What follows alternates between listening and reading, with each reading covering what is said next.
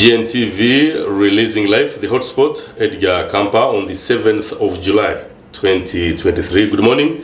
Remember, here at GNTV we do the Hotspot from 8:30 to 9:30 every other weekday, from Monday to Friday. Today happens to be one of those lovely Fridays where, of course, we wish you a lovely weekend just in case.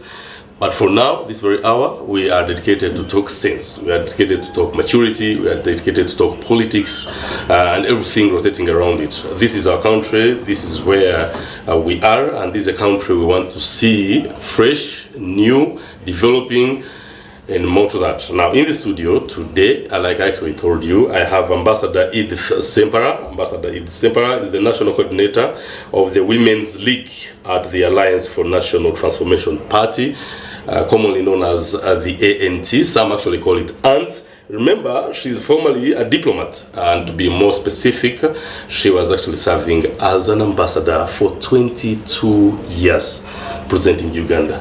Welcome to the show. Good morning, Edgar. What a huge experience. 22 years as an ambassador. Yes. Apparently, even the kind of post you hold in ANT, it's interesting. Welcome to the show once again. Thank you very much. Thank you for the opportunity for me to be with you this morning. And thank you for organizing this kind of shows. Okay. Politics is at the core of every part of life. True. It is responsible for everything. So if it affects both positively or negatively our life, then as human beings we must be interested. Yes. Briefly talk about who is Ssempala. Let me just briefly talk about that before you being an ambassador and that time of being an ambassador, then we'll begin from there. People need to know who you are, mainly those that actually don't know. Okay. Actually, I'm a civil engineer by training. People don't see an engineer in me. Civil engineer by training. Yes, by training. I trained in the former Soviet Union, and I found myself stranded in Sweden because I had gone there to actually see some friends that had graduated earlier. Then got stuck. Okay.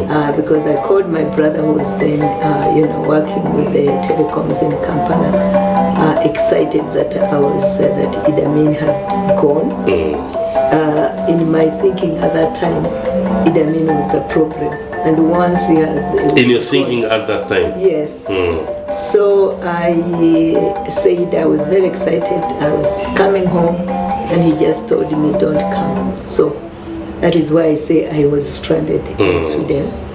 And then joined the human rights activist organization of Ugandans who formed the human rights activist organization to support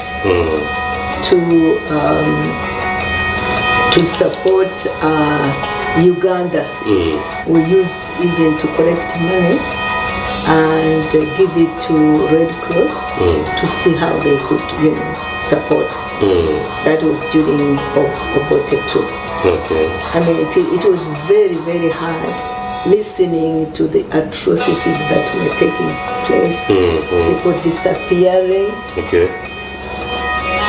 It's fine, continue. Yes. People disappearing and people being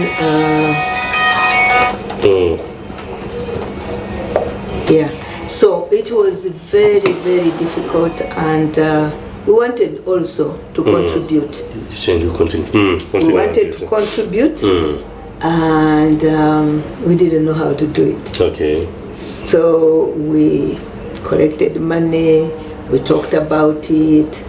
Then later, the NRM, first of all, the Kaira group came to Sweden to try and recruit us. But when I listened... They had known you were there? The group, the Kaira yeah, group. there was a group of Ugandans. Okay. We were many.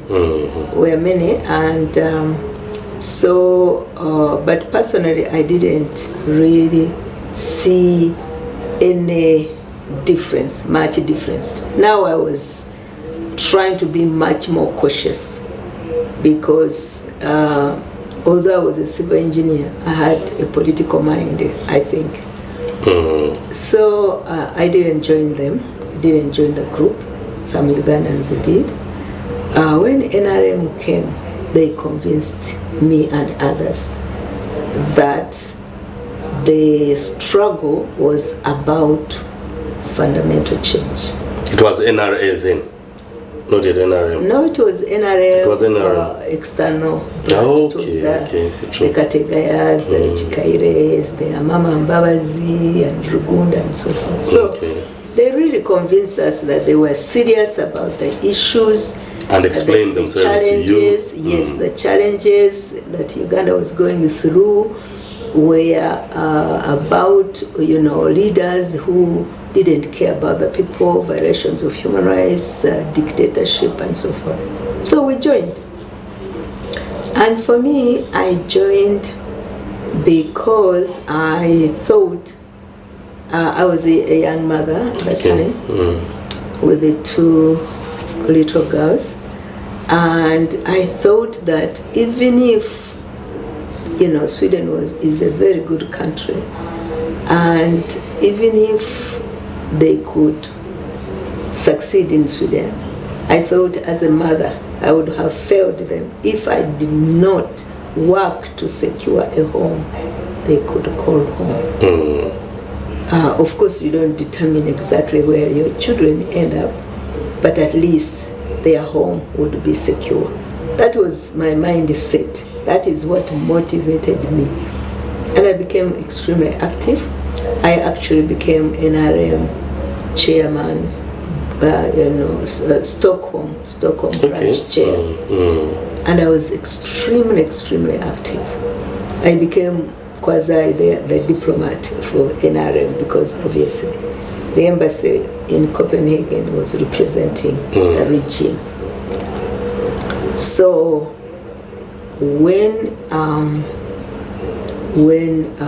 the NRM took power, or NRA took power, I was very eager to come home to see my parents. I hadn't seen my parents for 13 years. 13 years. 13 years. Quite a long time. And I was praying that God would keep them so that I would see them again. And something he did. He did.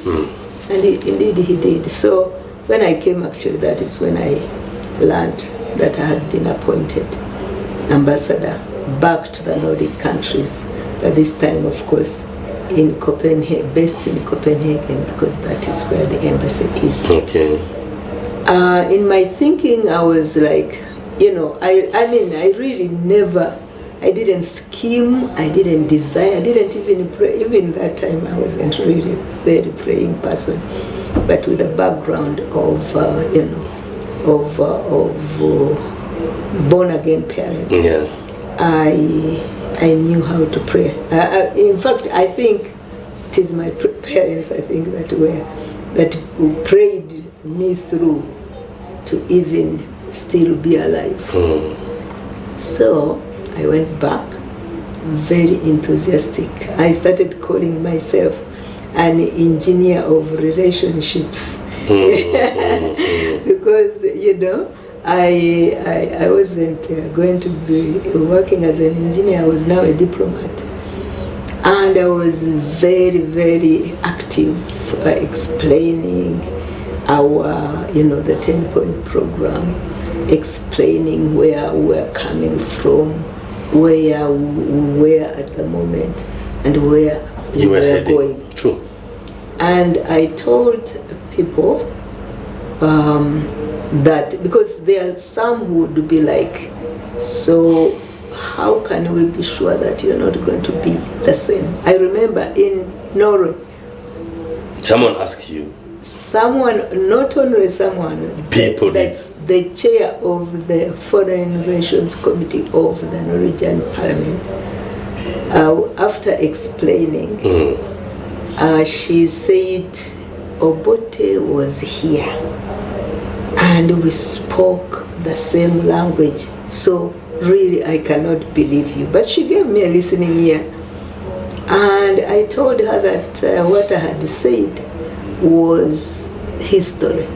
So it is up to her. She can go and check it out. And the next time I saw her, she had changed. So it was therefore, of course the history was easy to explain. I think the challenge was to make people really have confidence that what we were saying we were going to do. True. And I believed that we were going to do it. I really believed that President Museveni was genuinely what he said, that it was a fundamental change. So you really believed it was? I believed it was. You even spread the gospel? I spread the gospel. I confidently? Very confidently. All those good years you were patiently trying to be like, yes, we are going to get there. Yes, we are going to get there. I remember I told one company executive from Sweden who came to visit, and I told him that if we get to know that a company is giving bribes in Uganda, that they would have no future in the country. Interestingly, he came back some days later with a letter written by a permanent secretary of the Ministry of Environment at the time, written in his own handwriting, soliciting a bribe. So I sent that information, and they asked me if that person, if that company would come and testify in court. They said, of course, that they wouldn't do that. And why wouldn't they do that? Companies don't do that. They don't engage in. They don't want. Maybe they didn't want, to put themselves in a situation where they were not so sure. So, but the letter was there. But apparently the letter was not enough. Somebody had to testify as well. And so I told them he was dismissed, and I was happy I could understand, and I could also explain it. So to see therefore today that actually corruption or even outright theft is normal practice in government, it is very, very hurtful. The Hotspot, Edgar Akampa. Of course, I am with Ambassador Edith Ssempala. We are trying to discuss things. She first briefly told us who really she is, to what extent she actually served this government diplomatically. Let's take a break briefly. When we return, we have more with Ssempala. Good morning.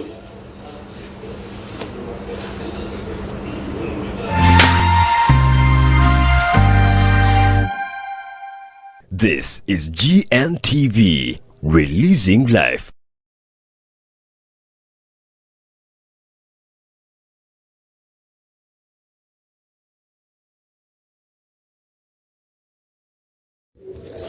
New Ways Health Limited abali kushangwa mbara enyuma ya Pelican Hotel aha chombeko cha Zakaria ground floor room number ya kashatu ebaretire mibazi eyo mulembe kandi ebakolire shande nyamulungi eya New Ways Health drink ekyokunywa kyo mutano tichiri marwa tichiri mu food color kandi kiri 100% natural chikozirwe cardamom seeds, cloves, raisins, hibiscus, inanasi hamwe na rosemary. New Ways erimu ebirisa ebirukombe ko mubiri nka zinc, fiber, potassium, calcium, magnesium, vitamin C, vitamin E, vitamin B12, iron na antioxidants kandi chamizibwe aba UNBS okumanyira kukiraho batera hasi muzabo ezi 0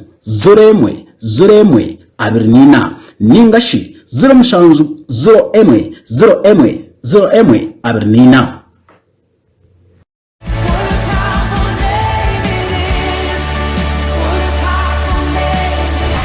Nyensara y'ekigambo okwiremu amaani ohindukira omutima King of Kings Church hamwe na Bishop Silas Saibwa na Bishop Nicola Saibwa mbakumaisha ku Sunday service zitandika shayi nechweka mpaka shayi nechweka. Service ya kabiri etandika shayi nechweka mpaka shamushanju nechweka. Prayer extra etandika shamushanju nechweka mpaka shamwenda. Youth service etandika shayi 10 nechweka mpaka 12 nechweka. Ijatu hamwe King of Kings Church ebya ubyona biterere. King of Kings Church, loving God, loving you.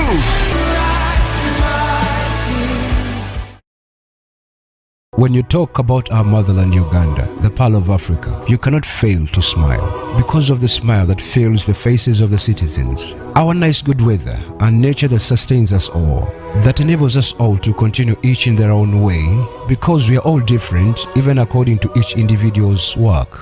But what joins us to become one person is the sweetness from the flavored drink Alleluia Jingati drink and Alleluia Tamarind drink. The flavor that quenches your thirst while at the same time treating and healing your body because it is 100% natural. Enjoy the drink that has got the tamarind juice in it. Made by Alleluia Reflexology, Healthy Solutions and Nutritional Research Center Limited. Get yourself a bottle of Alleluia from all shops around.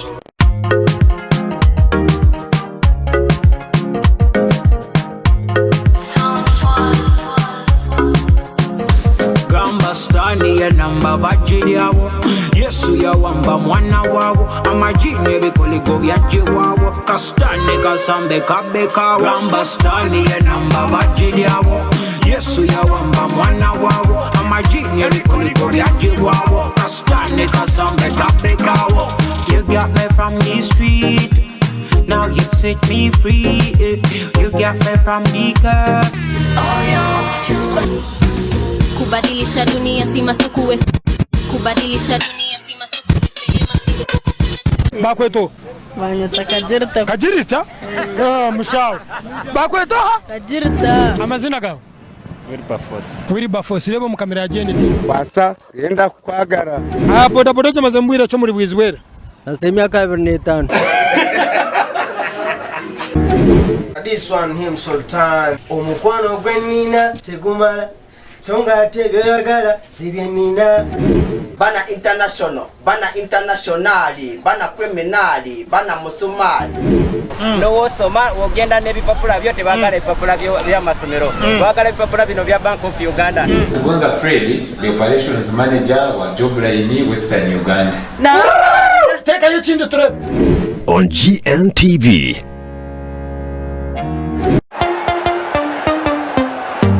Team Gospel Vimba yakuletera Gospel Mega Digital Sing and Dance for Charity Season 2.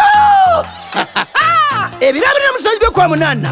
King of Kings Church. Nituza kusebeza bwa beshongozi 30. Group 5 z'abana bakuhende mbajwe. Bete ba dancers. Karicho group 6. Hamwe na mweshangazi kiruga Kampala wa surprise. Okutaha mutwena ne kumitano. Yepe mitware 2. Tebe mitware 20. Rero ndonga tandike kubaragurika kuruga shamunana. Mpaka uraruhire. Yezuka ngo sezezarugemo. Nezo kwadrari abo batine chwera. Ebi byona bitabekanisiwe Edith the Entertainer. Kanda shagikirwe Deborah Bridal Center, Besania Sako, Alleluia Natural Drinks, Ankole Pharmacy, K-Way Driving School, New Ways Health Limited, Rock Studios, Money Points, By Faith Hardware, Bantex Technologies, Mukamani Wamanya Investments, Steady Ushering Agencies, hamwe na GNTV. Namwejo tudigida tuchakare tunyomerwe. Gospel digida ruhigura nshozi.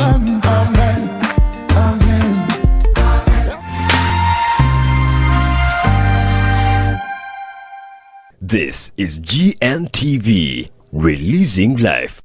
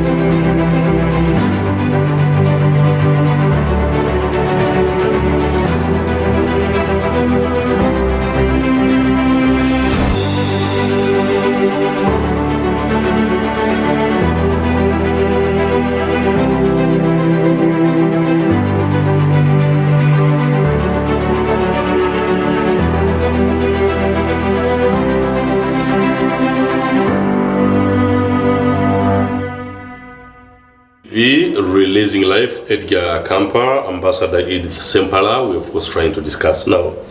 Her Excellency, if I may address you properly, it was not 1, 10, 15 years, not even 20, 22 years serving as a diplomat here, living that life everyone would actually wish to be in, per se.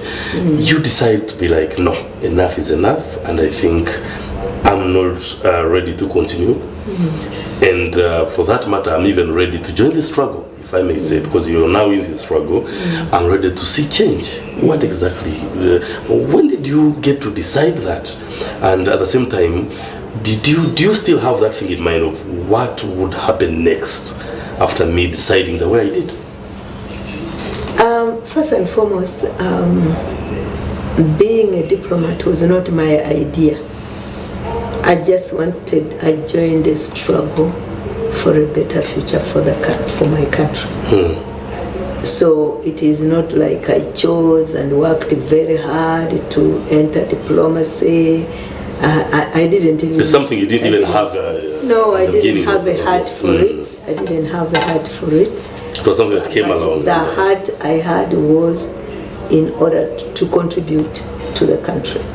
So I saw diplomacy for me as an opportunity to contribute to the country.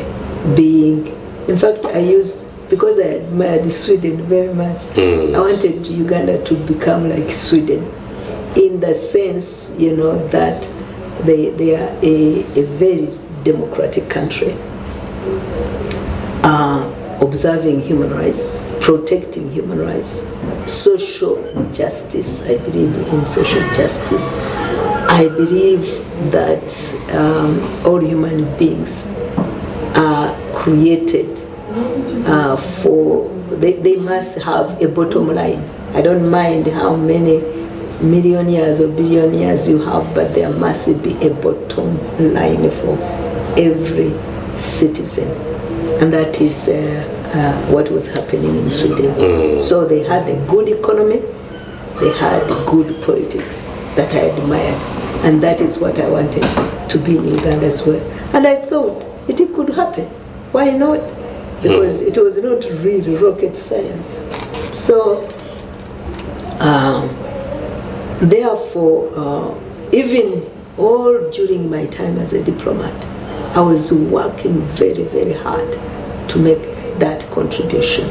First of all, in the Nordic countries, it was first of all rehabilitation, relief, because that is the stage at which you were at that time. So I was, but very quickly I wanted the countries to support the private sector. And actually when I left in 1996, the Minister of Development at the time, they gave me what I call a gift, the best gift. They told me that they were going to support Uganda's private sector. I really was very happy with that, because I was telling them, yes, relief is good, because when people are in distress, they need relief. Rehabilitation is good, but development cannot depend on aid. I would even, because they were my friends, I would even tell them that if you give us, because at that time the Nordic countries were really, giving aid, and if they found themselves giving less, they would even feel guilty. For them it was aid. And I said, you see, it is good to have aid. It is important. It is like you are giving me food to eat. But unless you empower me to be able to fish for myself, and even prepare that fish for myself, then really you are not helping me. It is not sustainable. So they gave me that gift, and I was very happy. When I went to United States, I found the debate on AGOA. I don't know whether you know AGOA. The African Growth and Opportunity Act, and I quickly became a leader for that, because that is basically what I was promoting in the Nordic countries. And we got it. It was not easy, It was not easy because the trade unions of the United States didn't want anything trade. Now, the African Growth and Opportunity Act was to give access to sub-Saharan African countries, market access to the US market, duty-free and quota-free. That was a huge, huge opportunity, which we have not benefited from. Why? Because it is like we don't really care, So then, of course, I was given the opportunity to go to the African Union. I was there for 2 years, and I liked it because it was like I was coming nearer home. Because all along for me, I wanted. Your dream was to be home. Yes. Your dream was to be home. Yes, my you did dream all the kind of jobs you did, the work you did, but you had that thing of Yes. I need to be home. Yes. And so, but also I was in Africa, because while, especially in the United States, while I was promoting Uganda, I was also promoting Africa. Because in my mind, unless Uganda cannot act or cannot prosper in isolation, if, for instance, a US company wants to come and invest in Uganda, for that to happen, they need a market, a bigger market than Uganda itself. I agree. So it was making sense. Mm-hmm. So now I had the opportunity at the African Union to travel in Africa, to see the different challenges in different countries, and to advocate, for peace and stability. And so I could see the challenges. And fortunately, I think God didn't. He could see what was coming and knew I wouldn't be able to survive that one. When I started knowing really the real thing on the ground. The real thing. Now you came back. You left all that briefly because of time we have now to be at the real thing. You're back in the country you love. You're back home. You're actually serving in the capacity you really wish to do. Are you happy the way you're doing and the way things are going right now in your party and the things that are actually rotating politics in our country? Because now you're facing the people you are working for, you are working with, and you now know who they are. Actually, you knew who they were. You didn't know you were working with them. You got to know, you left them. And now you're ready for whatever that will happen. Yes. For me, it is a continuation of what the mission for my life. I think I see it as a mission. And some of the things surprise me. Some, of course, I then reflect and understand why. One, women. Women, we are majority in this nation. We are also the ones who suffer most in this nation with the lack of services, lack of medicine in the hospitals. When your child is crying at night, you're the one who sits. The mother is the one who sits. At least the majority of them are holding powerful positions in the country. Yes, they are holding, but I don't see change. Because you don't see that as a value that the government and the president and the entire system puts in you or sees in the women? No, it is not enough to be just a woman and you are there, and it is just that is for me just politics. If I am given an opportunity, me as Edith Ssempala, I would use that opportunity to bring about change. I cannot accept a situation where I just join the bandwagon. Yes, that is not acceptable.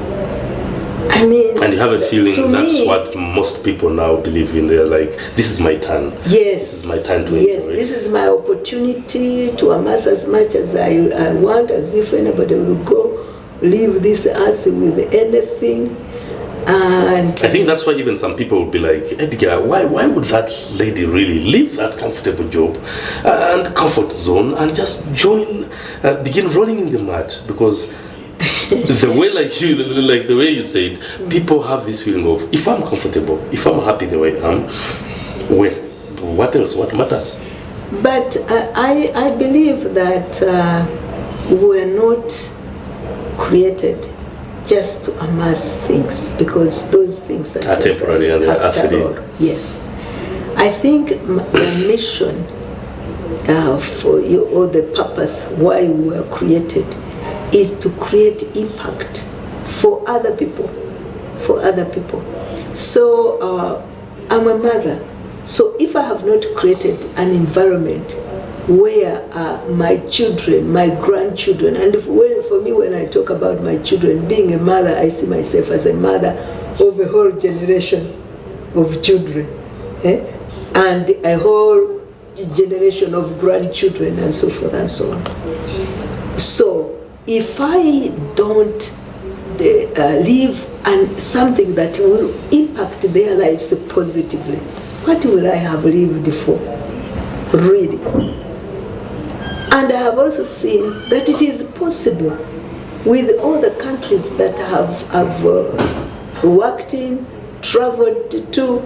I have seen those people don't have better brains for us. In fact, God favored us so much because He gave us so much natural resources. Yes, we have them, true. And they also know. Yes, and also the brains. I mean, Ugandans are very smart people. And by the way, even people say Ugandans are very friendly, very nice people. Now my question is, how come we are friendly to others and not friendly to ourselves? How come we have failed to build a foundation on which future Ugandans, our children, our grandchildren, can also say, our grandchildren build us a foundation?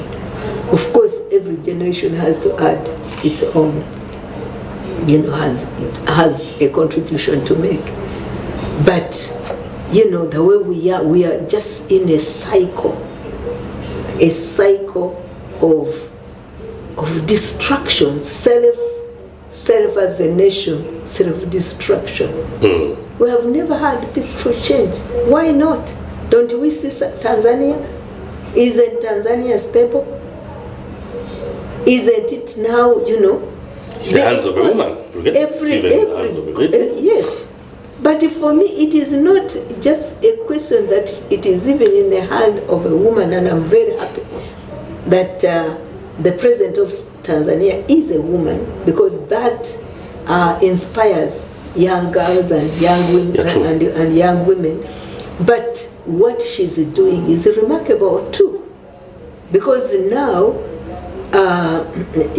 under Magufuli, actually, situations were not good, although he was able to fight corruption to some extent. But he was entrenching democracy. He was taking Tanzania on a dangerous path. He was, I think, copying from Uganda, But now, the lady who is, the president now, is actually changing that, bringing Tanzania back to where Tanzania was, being able to be peaceful, to grow. Of course, our countries, even human beings, we all make mistakes. None of us is perfect. But at least there are certain foundational things that if you have integrity, if you have values, if you value yourself, you will also value others. So, we don't value ourselves. That is the problem. Why of all ways, why of all measures, why of all options would you or did you choose to make a change that you are yearning for through ANT? That is a very interesting question, because obviously you had very many options around you. You had I tried to leave politics. But then I was like, your mission is not yet completed. And I looked around. I joined ANT because of the values that it holds. And of course the values are the values of the people who are in the leadership of the Alliance for National Transformation.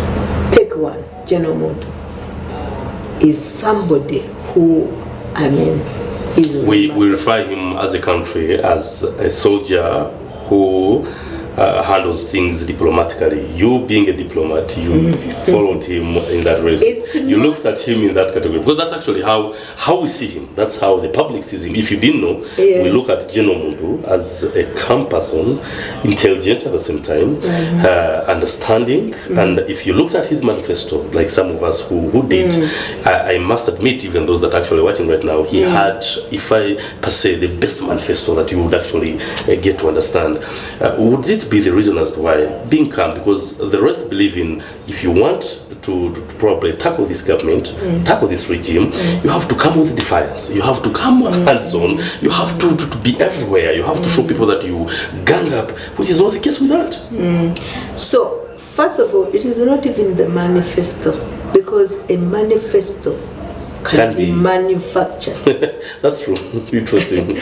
But at the same time, it also gives hope when it's interesting. Oh no, it is important to have it. Yeah. But the issue is whether it will be implemented. Because the challenge you have been having is leaders who say one thing and they do exactly the opposite. You know. So General Monto is a person of impeccable character. Incorruptible. And he had the opportunity to also, you know, be corrupted, to allow himself to be corrupted. He refused. That is deliberate.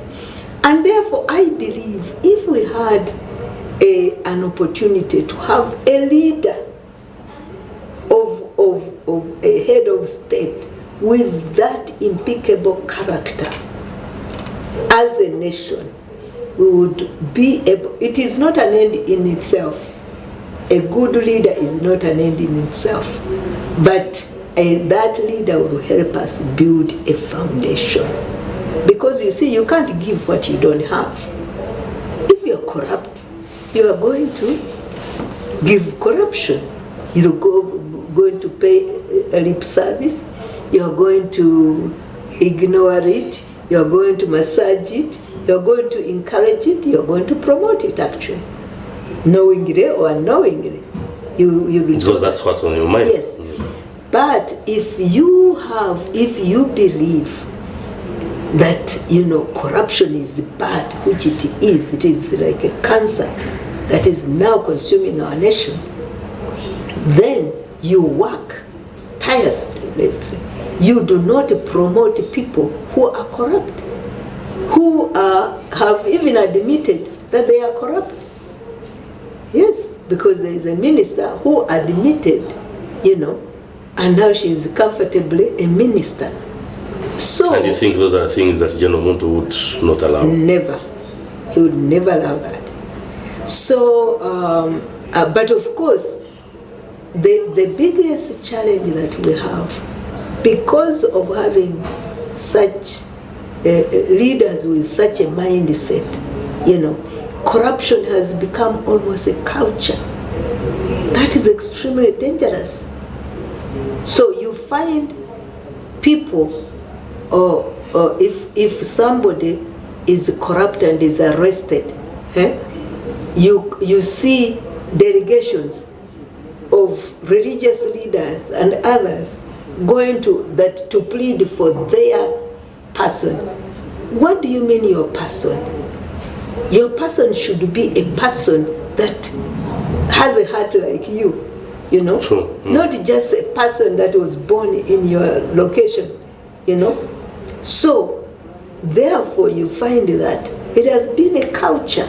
It has become almost a culture. It is going to take the grace of God to help us actually uproot it. I like the statement. It is going to take the grace of God to uproot it. Now, you're traversing the country. You to some extent, you're reaching different parts of the country. I'm very happy you're also on ground. You get to see what people are facing. You get, hopefully, you get to get the news, the feedback. I mean, the views of the people, the feedback and stuff like that. How are you finding them?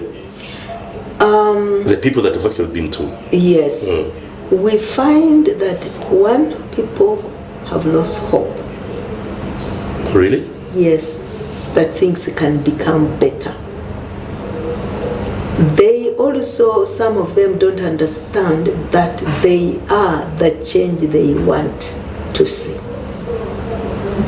That it is their responsibility, that they have a role to play. They are very intimidated. They are afraid. But they were using this terminology, chiboko, emigo, enkoni, and they were using ngo. Why some of them didn't come is they fear being beaten, they fear being harassed, which is unfortunate. Yes. So, I mean, how can you lead a people? It is like being a father in a home and your children, whenever you come home, they run away, they go to their bedrooms, they wish you were not there, they wish they just pray you stay wherever you are. So, so our message has been, yes, it is possible. Our message is of hope, and that they are the solution. That they shouldn't be looking at just one leader, one magic leader. Because General Muntu has been saying, me, I have the grace of, God has given me the grace. I'm not corruptible. Both, power cannot corrupt me, money cannot corrupt me. But nevertheless, I alone cannot manage. We need a whole chain of people and the system that is operational to the grassroots. Yes, and that's exactly what you're doing. Yes, and that is what you're doing. We're about to wind up the show, and I think it will be very prudent if I ask you this question outside politics. We are in this scenario of DNA as a country. Everyone, those that are not worried are also trying to get to know what's happening and what's coming. What kind of advice would you give people? Because people, the majority of men are like, we should do DNA, whether we are safe or not safe. I don't know how I can actually define it, whether we are very sure that the kids are ours or not. But at the same time, DNA tends to be important. But then, we've had these cases where those that tend to get results in whichever way they do, those results that tend to come in a negative way, there's a way people have been affected.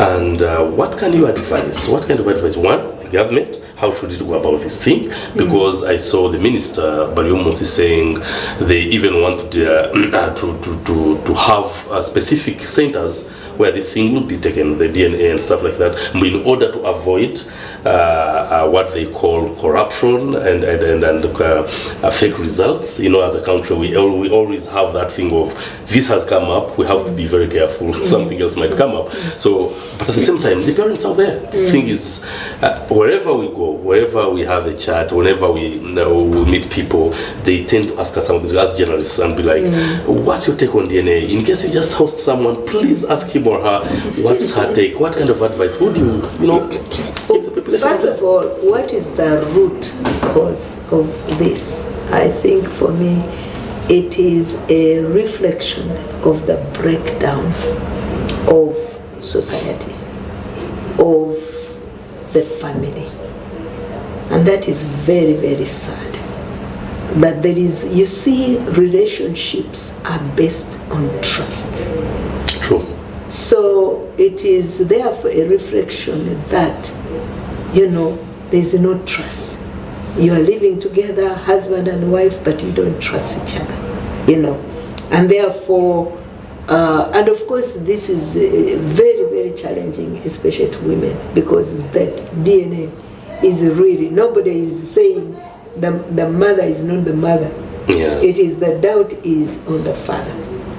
So, I really believe that First of all, I think we should go slow. We should go slow. Yes, we should go slow because we can have our society completely torn into pieces. The family can be torn even further. True. Obviously, there is a challenge that needs to be addressed, but nevertheless, we need, it is a reflection of degeneration of morals. It is a reflection of the, lack of love, care. We have become like worse. We're becoming worse than animals, and so I think that first of all, religious organizations should, and culture organizations or culture, should really take interest in this. I think, it is not a question. I saw people debating, you're taking care of a child that is not yours and so forth. People are saying that DNA is better off, is cheaper than school fees, trying to do that. Yeah, so you can see they are looking at the way people are, material. But what needs to be addressed is the moral, the psychological, the moral fiber of this nation, because if there is no trust between men and women, then what do we have? How are we going to manage going forward?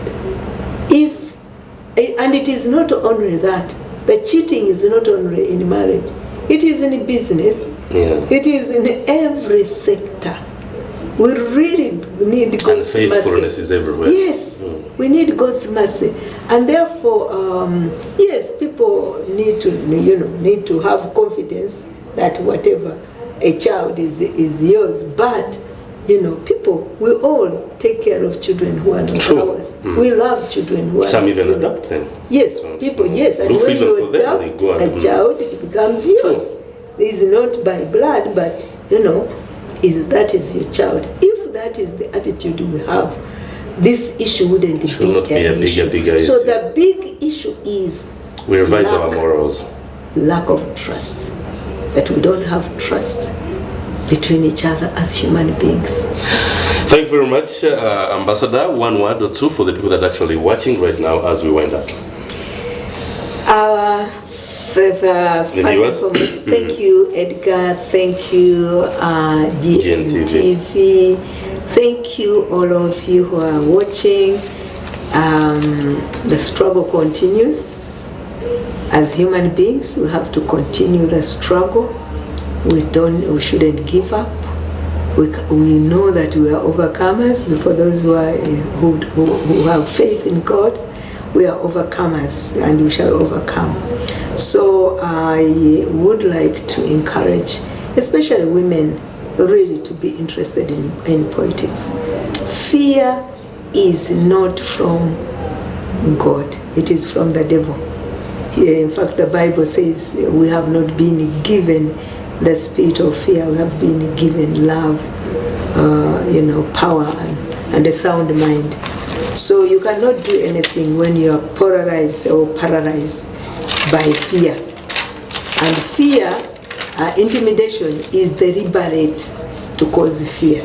So refuse that, because if we allow ourselves to be paralyzed by fear, it means we have given up on doing something for our children, our grandchildren, and future generations.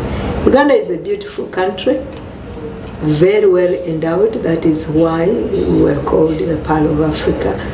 And so the politics we can sort out, but it will require everybody to be interested. Please come and join ANT. ANT is a party grounded on values. Our leaders look at us, and we believe that there is room for every Ugandan, that we can have a country that works for all Ugandans, we have so much potential. It is up to us to turn that potential into reality. Thank you very much. God bless you. The National Coordinator of the Women's League at the Alliance for National Transformation, ANC, that's Ambassador Edith Ssempala. And from me to you, I'm Edgar Akampa. Thank you very much. This is GNTV, and that's how we wind up the Hotspot tonight. Today morning. Have a good day. Yeah.